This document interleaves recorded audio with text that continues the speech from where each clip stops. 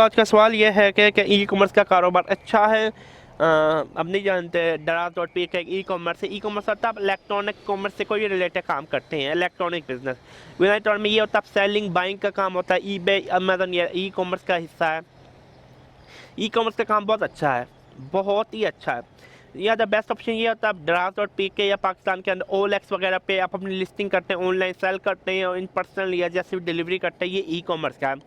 या आप अपना कुछ अपना बिजनेस बनाते हैं, ई कॉमर्स का बनाते हैं, अलबत्ता बहुत ज़्यादा फेल्ड हुए हैं, इतनी आप मुश्किल होता है, काफ़ी आपको कैपिटल चाहिए होता है, क्योंकि मार्केटिंग बहुत ह्यूज, इसका तो 90% आपको मार्केटिंग करनी पड़ती है। मेरा मशवरा ये है, आप प्रोडक्ट ऐसे बाहर के मुल्कों से अगर इंपोर्ट करने करें, यहाँ तक कि हैंडमेड प्रोडक्ट, हाथों का बना हुआ सॉप, ऑर्गेनिक सॉप आप सेल करें ऑनलाइन, बहुत पैसा कमाया जा सकता है।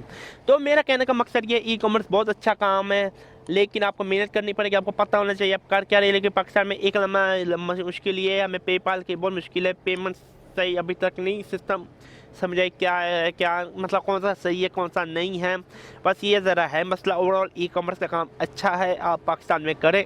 तो हमें याद रखें। अल्लाह